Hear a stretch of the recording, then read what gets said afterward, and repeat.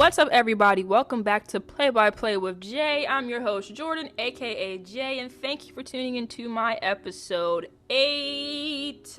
Thank you guys so much. To all my new listeners, please go back and listen to all my old episodes. Go ahead and catch up from season 1 and this current season 2. To all my current active listeners, thank you guys so much. Remember to go in and rate, review, or like and share, subscribe. Just continuing to get the word out there and putting Play by Play with Jay on the map. So let's get right into it. This is gonna be a basketball episode. So if you really not into basketball, you can leave now. I give you 2 seconds. 1, 2. All right. So March Madness, because that's all I've been watching. I've been very tapped out of the NBA, except for a little bit of the NBA trade deadline, which I'll get into towards the end of the episode. But I want to talk college basketball March Madness, just like last week. But I want to talk about the women's. Right. Like I said, I've played basketball. That's one of the sports that I played the longest. It's probably the first sport that I fell in love with, and I can literally sit and watch basketball like I said, March Madness is my favorite time of the year. I can sit and literally just sit and watch it all day, every day, and not give a complaint, right? So I was super excited for the women's tournament because while Maryland's men's team, I knew they weren't going to do anything. I was like, this is the year for UMD women's basketball. This is the best team that Brenda Frese has had since 2006. We are the best offense literally in the country. Nobody can stop us, but we also play defense on the other side of the ball. We pass, the team chemistry. I was all in on the Lady Terps, and they didn't let us down. They fought hard. They lost the game, right? That's the reality. They fought hard. They lost the game. I was hurt though. I had to turn the game off before the clock hit 0. I was like, no. Oh no.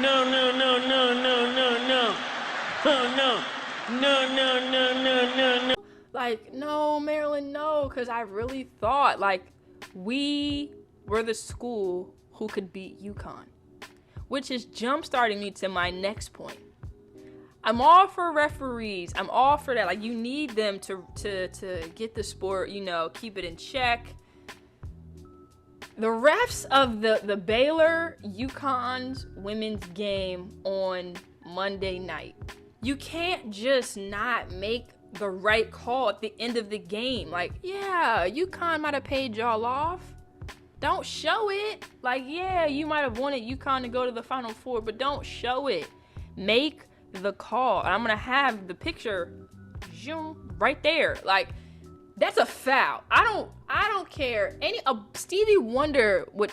It's a foul. It's a foul. She got fouled by 2 different people. Call it. They weren't gonna. Here's my theory. And am I slightly a conspiracy theorist? Yeah, sorta, about certain things. I'm not gonna get into that right now because I'll be here all day. Here's my thing. Dejanay Carrington. The person who they wanted to have the ball in her hands. They wanted her to score. She was, first of all, hot the whole game. She is a bucket. She had the ball in her hands. They didn't call the foul. 2 people clearly, body on body contact, obstructing the shot. She couldn't even get a perfectly, angle to get it up properly. All that aside, that girl makes her free throws. So if she would have gone to the line, it's not proven. We don't know because March Madness, anything can happen. But my theory is that she would have gotten the fouls, 2 fouls, 2 shots, would have gone to the line, made them both. UConn would have lost and the world would have shattered or something, I guess. I don't know. That's why they made it seem. Because why not call the foul? Y'all was calling fouls, some bad fouls, some good fouls all throughout the game. And yeah, there's a point. Real sports people know, real sports analysts know, real hoopers know. At some point, you got to let them play. Because the heat of the moment, there are going to be fouls that don't get called. We'd be all day hearing the whistle. We don't want to hear that the whole game, or at least the whole fourth quarter. But what I'm saying is, so there's a time and a place for everything. There's a time, so for 3 minutes straight, let me put it like this. If for 3 minutes straight, the refs haven't called anything on either side, they letting them play, that's fair. You not getting calls, we not getting calls. It's even. But if at the end of the game, there is a clear as day, foul, and you don't call it. That just doesn't sit well with me. Like, you robbed those girls the chance to go to the Final Four. Like, it was a bad call. It was a missed call. Like, you even got pro athletes on Twitter talking about that's a missed call. It's a missed call, and it happens. There are tons of missed calls in sports that literally change the trajectory of who is going to be in the championship or who is going to be in this and that. It happens all the time. There's always going to be a winner and a loser. I'm just saying that wasn't right. And am I saying that because now all of my women's brackets are busted except for the one with UConn going all the way? Yes, because I didn't want them going all the way. I wanted it to be Maryland, like I said. I'm a Marylander. I'm a Terp. I wanted Maryland women to go all the way because we had the squad to do so. Then they got knocked out. I said, okay, bet. We're rocking with Baylor the whole way through because they can also beat UConn. Baylor women's, they won the championship 2 years ago. So I was like, okay, they got the experience, they ready. It was a great game from tip-off to the final blunder. Great game the whole way through. Don't ever say women's basketball isn't good basketball, because if you say that, you're not watching women's basketball. Go turn on UConn versus whomever, or University of Maryland versus whomever, because those girls can hoop. Like, women, okay, I've always said this. Women's basketball is fundamentals. Men's basketball is a show. You can debate yourself, because I don't care. I've always said that, but I've said what I said. And watch it. Like, when you watch LeBron play, you don't watch it because you want to see who he's going to cross up. You want to see how many times he's going to dunk on somebody and do his little... You want to see that. That's what you want to see. I feel like I'm a broken record and I'm beating a dead horse, because the people in my life, let me say this, people in my life, I appreciate y'all because y'all appreciate the game. Like, I don't have any guy in my life who would ever dare utter negative words about women's basketball or women's sports, period.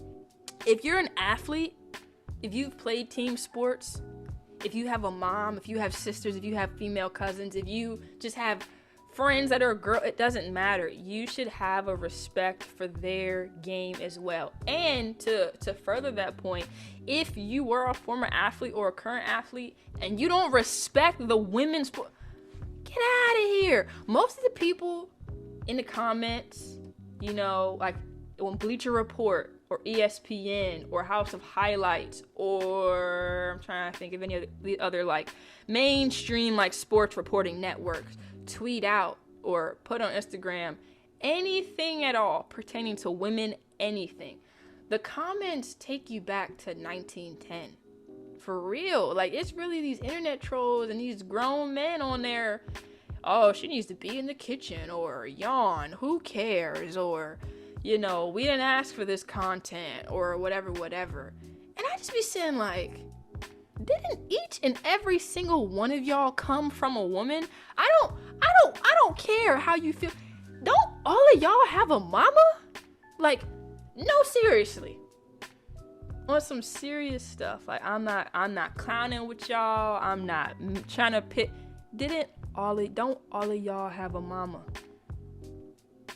So how can y'all just have mamas and then go on the internet and consistently disrespect women? I tell you what it is. It's weird. Now, I'm gonna say it again.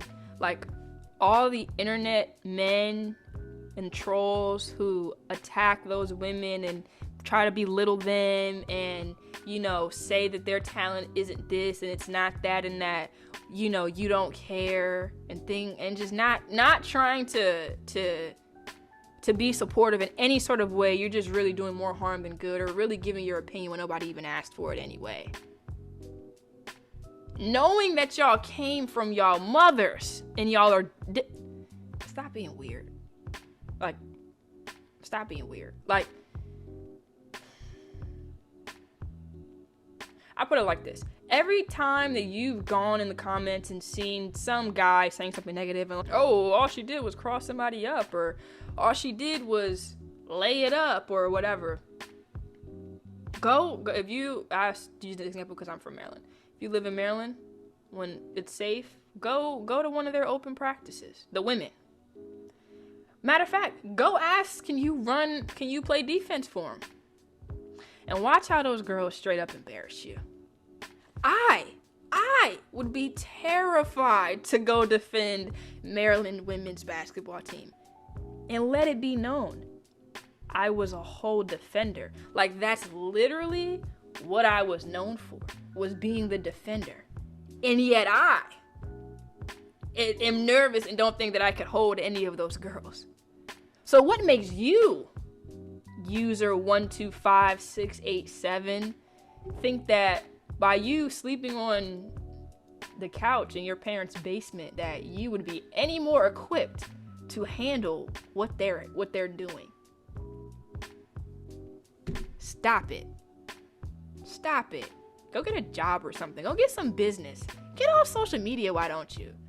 Like, what? Go get a life. So, anyway, I had to talk about women's basketball real quick, like, or just women's sports in general. Because I just that call like, I sent somebody a text about it this morning, and I was just like, I get it. Like, going back to my first point, I get it. I get letting the girls play, but you just, as a referee, you just got to make that call. And that, ladies and gentlemen, is why I will never, ever, ever, by any means, be a referee of any sport in any capacity, because there's going to be a time, well, there will be, just like last night, human error. That's what we call it, human error. Everybody makes mistakes. Human error is a thing. But what's not gonna happen is y'all blaming me for. You can cut that. You can cut that and stand like, no, not happening. I'll never be a ref. I would love to be a coach one day though. So if you are in the DMV area and you coach, young men, young women, basketball, skills training, anything like that, and you're looking for an assistant coach, not a head coach. I'm not prepared for that. But if you're looking for an assistant coach, play with Jay, Jordan Glenn, come talk to me. Cause I feel like at the rate that I really love basketball, that I watch it, and let me be transparent here. I'm not gonna lie. I fell out of love with basketball when I was in high school. And everybody, it's so funny because I'll see these TikToks, and if I find it, because I watch TikToks a lot, if I can find the one that I'm talking about, I will literally put it in the edit. If I can't, then you'll know, because it won't be in the edit. But it's a TikTok about a coach making you lose your passion for the game. And that happened to me in high school, and even to this day. Like, if I go, before the pandemic, obviously, I would definitely go to, like, games around the county, middle school, high school, like, going to see these kids play, because I just enjoy the game of basketball. And sometimes I see him, he's scouting, looking for, new talent, like he's always done. And of course, every time I see him, I still, regardless of what happened, go up and speak, hey, coach so-and-so, how you doing? Making sure he remembers me, first of all, because he was always an older guy. And I've been out of high school for years now. So, and it's every time he sees me, hey, what's going on? Gives me a big hug. And, he's always like, I always loved you. I was always hard on your butt. He was a cursing coach, so he ain't say that word. But he's like, I was always hard on your butt. I always wanted you to be great, but, like, you were always awesome. You always listen. You ain't never give me no back talk, none of that. You always just did my drills, and, like, he was a hard worker. And I was like, yeah. And he's like, you probably doing good things now. And I'm like, yeah, trying, but he ruined my love for the game. Like, so just by, at the time, and I can say it now, like, because I was so active in so many other things, so many other sports, committing to one sport was never in my plans. Like, it was never my intention to go D1 and play a sport like some people have done, For me, I just wanted to stay active, have fun, make friends, etc. And so I would come into practice, and because, just like my friends who were more committed to basketball, who were playing AAU, things like that. We couldn't necessarily afford to do AAU. And technically, did I really want to do AAU? No, that's a big commitment to one sport, and I wasn't trying to be tied down like that. So I never played AAU, but I always did fall ball, always did winter ball, always did spring ball, always did summer ball. I did everything besides playing AAU. Came into the gym early, was asking my parents to pick me up late, like coming in on the weekends for workouts. Jordan was working. You hear me? I always work hard. And then I remember clear as day because it still triggers me. And it's funny now, was not funny then. A transfer came in and he gave that girl my spot. And it wasn't like I didn't earn it, because I wasn't starting prior to that. You know, I had to work my way up from JV to varsity to earn my spot. I earned my spot. Then you bring in this transfer girl and just gave it away. And yeah, that's basketball politics. That's gonna happen.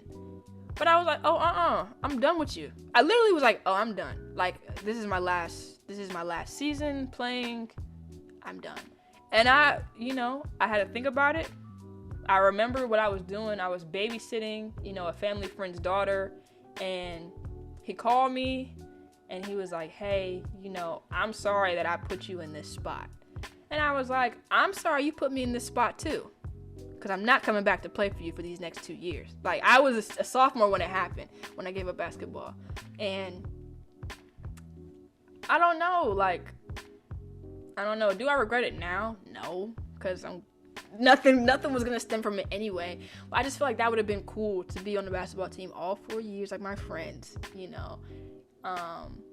just have those experiences and those memories. But regardless of the fact, I said all that to say, now in my early 20s, my passion for basketball has somehow come back. Don't know how, don't know when, don't know who activated it. It might have been myself, but I'm back in it now. So, looping all the way back, that whole long, drawn-out story. If you got a team, if you're trying to start a team, if you know somebody who knows somebody who knows somebody in the DMV area, let me know. For real. I'm really trying to get into coaching, giving back to the kids, to the community, finding another way, like I was talking about last week, finding another way to make an impact for the generation after me. So, holla at me. Okay. Last thing I want to talk about, the NBA. What the ham sandwich is going on? Listen, I don't care what y'all say. Whoa, just take it easy, man. I don't care if you blame LeBron. I don't care but what's happening now is not okay. I used to say that one day I would forgive Kevin Durant for his indiscretions. I always said one day I would forgive Kevin Durant for how he wronged us. And when I say us, I mean where he's from. He wronged PG County. He wronged us. You were down 3-1 to the Golden State Warriors in the Western Conference Finals. And instead of staying with the Thunder or going somewhere else to play for them, to beat them, you go to the Warriors where they had two of the best shooters of all time on the same team. One of those shooters being the unanimous MVP twice?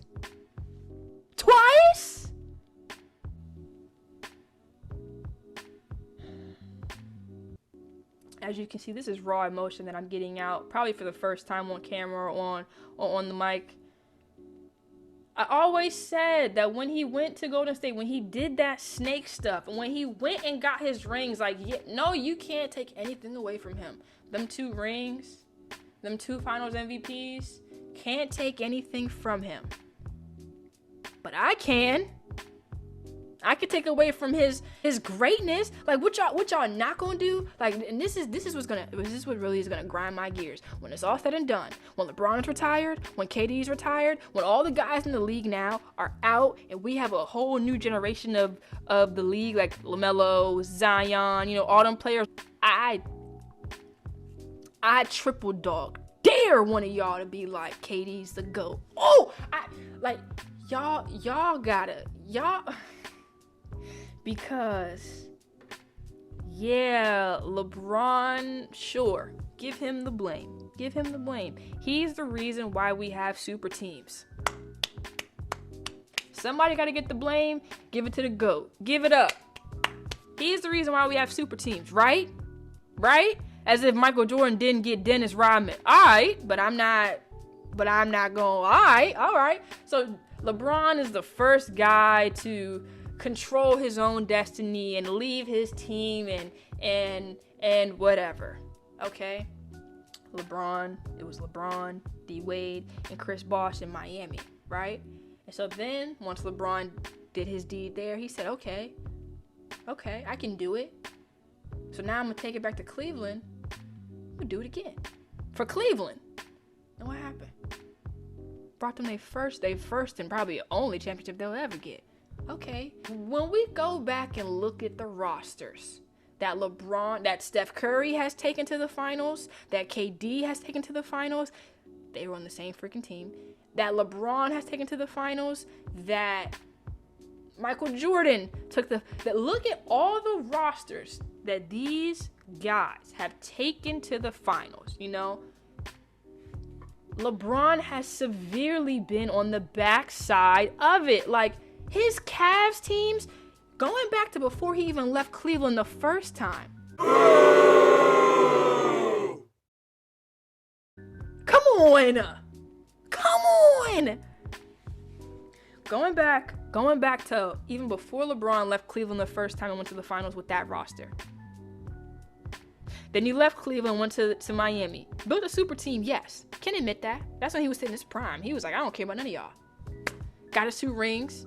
Went to the finals the last time but didn't win it. Okay. Going back to Cleveland. Cleveland! This is for you! Okay. Did that. Then said, alright. But then went to the finals again after that. Won it. Won again. Lost. Then said, you know what? I want to do something for my family, make a more business move, make some more money moves. Going across the country, we're going to LA. Okay, cool, Bron, bring us one. Didn't do it. Did it? Yes, he had Anthony Davis. So what? Like, to Katie's point, and the screenshot will be here. To Katie's point, no, he's right. You cannot do anything in this life by yourself. Of course, you need a support team. You need a village. You need, trainers. You cannot do anything in this life, or at least in their sport, by yourself. You already had Kyrie, big dog. In Kyrie's mind, he's the reason why the Cavs won the finals anyway. He's part of the reason. He is not the reason. You got the dude already saying that he believes that you're the only teammate that can make big time shots and hit those shots when y'all need them to. He already came out and said that when he played with LeBron James for quite some time. First of all, okay? Then y'all get James Harden. One of the best scorers that we may ever see, like one of the best offensive threats that we may ever see in the game of basketball. You go and get your big dog from the Thunder, bring him over there. So you have Kyrie Irving, James Harden, Kevin Durant. One team. Dwayne Wade, Chris Bosh, LeBron James. Same thing, right? So I'm like, all right, bet we square. What James Brown say? The payback. Then y'all go out the way and get Blake Griffin. I'm like, okay, we can handle that still. Right after that happens, LeBron gets hurt. Now, and AD is still hurt. Like, the Lakers are currently in limbo. Am I currently scared? Sorta. I'm you know that meme, the Kermit the Frog meme, where he's just like, that's kind of how I feel right now. But then and only then, y'all go out y'all way again to get LaMarcus Aldridge. He's 36. He's 36 and just hurt his ankle again. He 36. Give it a rest. I can literally name 3 super teams that were formed in order to stop LeBron James by himself. First, the first Celtics team, Ray Allen, Paul George, Rajon Rondo, Kevin Garnett. To beat LeBron. Going forward a couple years, Kevin Durant chooses to sign with the Warriors. All to beat LeBron. Okay. Moving forward a couple more years. Kevin Durant, the Nets, and then you look and you got this huge, giant super team in black and white looking like the Monstars to stop a man who is 30 in his 18th year 36.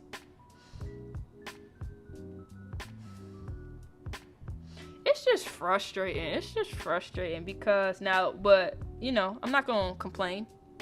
We overcome. LeBron fans, we are overcomers. I'm not going to sit up here and wallow and complain, but I'll say this. The Lakers made a slight move at the last minute, got Andre Drummond, right? He can score, he can rebound for sure. We definitely need that. He can defend. He's a great asset to have. What I'm going to say is this, and I'm stamping it, very PG of me. I'm stamping it right now, like on everything. If LeBron, if AD, Andre Drummond, and the Lakers, if they skip their tails to the finals and they play that Nets squad, I don't care how many games it takes. Like prior to, I was saying, Lakers in, 5, Lakers in 6, whatever. Truly, against that Nets roster, might take 7 whole games. Might take all 7, and that's okay. If the Lakers beat this Nets team in 7 or however many games, I will literally act foolish. Don't let LeBron get number 5 with the odds stacked against him like this. No. Don't let it happen. Like, so, hey. KD, Kyrie, James, Blake, LaMarcus. Don't let it happen. Are you hearing me? Don't let it happen. Don't be the Clippers. Don't let them talk about you all year long. How y'all this, how y'all that, how y'all so great. Y'all got defenders. Y'all got score. Well, actually, they just upped the defensive ante because, KD can score. Defend. Harden can't defend a parked car. And I simply think that that's because he chooses just simply not to. Like, he probably just be like, I score so much, what I gotta defend for? Kyrie, he hit or miss with it. All in all, the Nets team as a defensive unit, though, it was awful. Now they got the presence in the paint, also, that wingspan. But LaMarcus Aldridge can defend a little bit. And Blake defend a little bit. But anyway, all that aside, y'all better not let him get number 5. That's all that I'm saying.